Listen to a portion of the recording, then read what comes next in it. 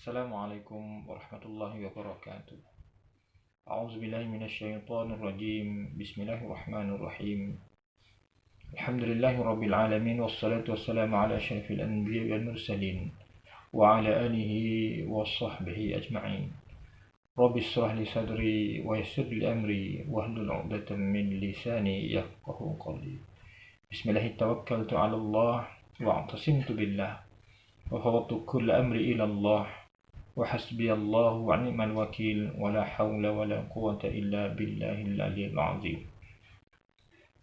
Alhamdulillah, pertama sekali marilah kita bersama-sama sentiasa bersyukur dan sentiasa memuji kehadrat kebesaran kemuliaan Allah Subhanahu wa taala, yang mana Allah sampai detik ini masih memberikan kita hidayah, rahmat, kesihatan untuk tetap berkomitmen, untuk tetap tegar di atas syariat Allah Subhanahu wa ta'ala, yakni agama ini, agama Islam.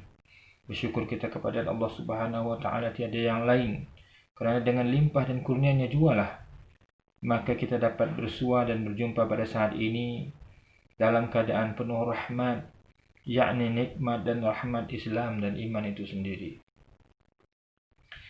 Salam dan salawat sentiasa kita curahkan dan kita kirimkan kepada Rasulullah sallallahu alaihi wasallam serta keluarga dan para sahabat baginda serta pengikut baginda yang tetap setia mengamalkan sunnah-sunnahnya dan sunnah-sunnah para sahabat baginda hingga ke hari kiamat kelak. Tuan-tuan yang dihormati, pada kesempatan ini izinkan saya membicarakan sedikit berkenaan hijrah yang sememangnya sangat bertepatan dan signifikan sekali dengan masa dan suasana pada ketika ini, di mana kita masih lagi berada dalam bulan Muharram, yakni permulaan tahun 1442 Hijrah. Bulan hijrah Nabi sallallahu alaihi wasallam dari Mekah ke Madinah. Juga bulan penentuan kelangsungan dan kelestarian agama Islam itu sendiri dengan berkat perintah Allah Subhanahu wa taala kepada Rasulullah sallallahu alaihi wasallam untuk meninggalkan Mekah menuju Madinah.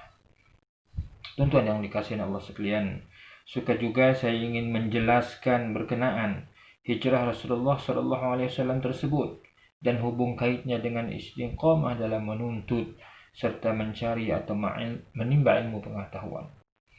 Umum sudah maklum maksud dan pengertian hijrah di dalam Islam, yang mana kata hijrah berasal dari satu perkataan bahasa Arab yang berarti berpisah atau berpindah dari satu negeri ke negeri yang lain. Istilah hijrah biasa dipakai dalam Islam dengan pengertian meninggalkan sesuatu negeri yang tidak begitu aman menuju sebuah negeri lain yang lebih aman demi keselamatan dalam menjalankan urusan beragama. Sementara pengertian lain kepada maksud hijrah itu atau dari segi istilahnya pula seringkali dirujuk kepada keadaan di mana pelakunya melakukan perbuatan-perbuatan seperti berikut. Yang pertama, meninggalkan negeri yang berpenduduk kafir menuju negeri yang berpendudukkan muslim, seperti hijrah Rasulullah SAW sendiri dari Mekah ke Madinah. Yang kedua, meninggalkan syahwat, akhlak yang buruk dan dosa-dosa serta menuju kebaikan yang diperintahkan oleh Allah Subhanahu wa taala. Dan yang ketiga, mujahadah an-nafs atau menundukkan hawa nafsu untuk mencapai sifat kemanusiaan hakiki seperti yang disyariatkan oleh Islam.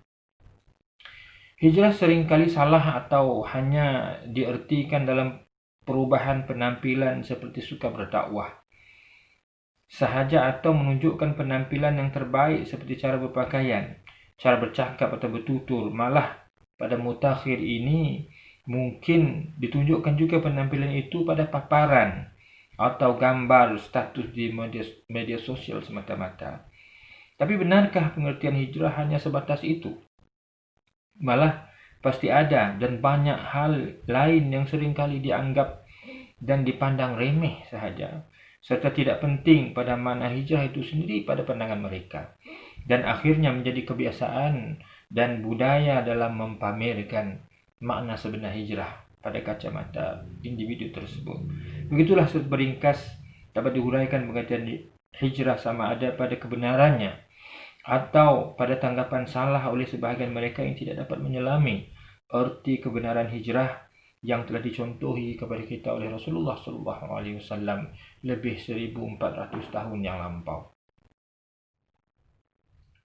Tuan-tuan yang dikasihi Allah, istiqamah pula adalah cara kita untuk lebih mendekatkan diri kepada Allah Subhanahu wa taala, mencangkupi semua bentuk ketaatan kepada Allah Subhanahu wa taala sebenarnya. Malah memiliki keyakinan yang kuat baik lahir maupun batin dan meninggalkan semua bentuk larangan dan tegahannya adalah tindakan yang terpuji. Firman Allah Subhanahu wa taala di dalam Al-Quran yang bermaksud, sesungguhnya orang-orang yang mengatakan Rabb kami ialah Allah, kemudian mereka istiqamah pada pendirian mereka, maka malaikat akan turun kepada mereka dengan mengatakan, janganlah kamu merasa takut dan janganlah kamu merasa sedih, dan bergembiralah kamu dengan memperoleh syurga yang telah dijanjikan oleh Allah kepada kamu. Surah Al-Fussilat ayat 30. Sifat istiqamah membawa maksud hidup yang tetap dan teguh atas kebenaran secara umumnya, berpegang pada akidah Islam dan melaksanakan syariat dengan teguh, tidak berubah atau berpaling tadah walau apa jua keadaan sekalipun. Sifat yang mulia ini menjadi tuntutan di dalam ajaran agama Islam yang diperintahkan oleh Allah Subhanahu wa taala di dalam firman-Nya dalam surah Fussilat ayat 6 yang bermaksud, katakanlah wahai Muhammad, sesungguhnya aku hanyalah seorang manusia seperti kamu. Diwahyukan kepada aku bahawa Tuhan kamu hanyalah Tuhan yang satu. Maka hendaklah kamu teguh di atas jalan yang betul, yakni yang lurus yang membawa kepada mencapai keredaannya. Tuan-tuan yang dikasihi Allah Subhanahu wa taala, di masa kini kita sering disajikan dengan pelbagai perkara dan insiden serta isu tentang perlakuan manusia yang berlaku sama ada di alam realiti maupun di alam maya atau di media sosial. Sifat dan kebiasaan masyarakat yang semakin alpa dan seolah-olah terlupa akan apakah sebenarnya ilmu yang bermanfaat dan berguna, dan apakah pula pengetahuan yang tidak menguntungkan diri mereka sendiri, malah sebahagiannya pula membawa kerugian dan kebinasaan. Tidak juga lupa ada sebahagiannya membuat dan membuka peluang kepada yang lain untuk melakukan jenayah dan kerosakan. Sebagai contoh, apabila lebih ramai warga atau masyarakat yang lebih gemar menyatakan atau sekadar menyampaikan sesuatu di media sosial, baik ianya berupa berita atau khabar, atau pengetahuan khusus atau umum tentang sesuatu perkara yang melibatkan hukum mahakam agama, tetapi tidak pula mahu mengkaji dan menyelidik dengan lebih teliti sama ada berita atau khabar tersebut benar atau sebaliknya. Pengetahuan atau ilmu yang cuba disampaikan pula, apakah ianya datang dari sumber yang jelas atau hanya mendengar daripada suatu pihak yang berkemungkinan berniat jahat, hendak menyesatkan akidah dan pegangan. Seharusnya kita sedar bahawa hidup ini hanyalah sementara. Kesempatan yang Allah Subhanahu wa taala berikan kepada kita untuk hidup di dunia sewajarnya diisi dengan ilmu agama yang sebenar, yang mengajar kita berpegang teguh kepada akidah yang suci, akur akan segala perintah dan larangan Allah Subhanahu wa taala serta Rasul-Nya, mendekatkan diri dengan segala bentuk kebaikan serta menjauhkan diri daripada segala bentuk keburukan. Maka di sinilah pentingnya kita beristiqamah dalam menuntut ilmu seperti mana Allah Subhanahu wa taala menuntut dan mewajibkan hamba-hambanya berbuat demikian. Jangan pernah rasa cukup dan memadai pengetahuan yang telah kita dapati, tetapi kita tetap istiqamah dalam menuntut ilmu. Sesungguhnya tanpa ilmu pengetahuan, hidup manusia akan berada di dalam kegelapan. Tanpa ilmu, kehidupan manusia tidak akan maju, dan tanpanya juga manusia tidak akan dapat membezakan di antara kebenaran dengan kebatilan. Dengan ilmu sahajalah seseorang akan terselamat daripada tipu daya syaitan. Allah Subhanahu wa taala berfirman dalam surah Al-Baqarah ayat 269 yang berbunyi, A'udzubillahi minasyaitonir rajim. Yu'tal hikmata man yasha' wa man yu'tal hikmata faqad utiya khairan katsira wa ma yazakkaru illa ulul albab. Sadaqallahul azim. Dialah Allah yang memberikan hikmah kepada sesiapa yang dikehendakinya, dan sesiapa yang diberikan hikmah itu, maka sesungguhnya dia telah diberikan kebajikan yang banyak. Dan tiadalah yang dapat mengambil pengajaran melainkan orang-orang yang mempunyai akal, yang dapat memikir dan memahaminya. Justru dengan ilmu yang bermanfaat, kita akan dapat mengelakkan diri dan sekaligus mengelakkan masyarakat terjerumus ke dalam kegelapan kejahilan.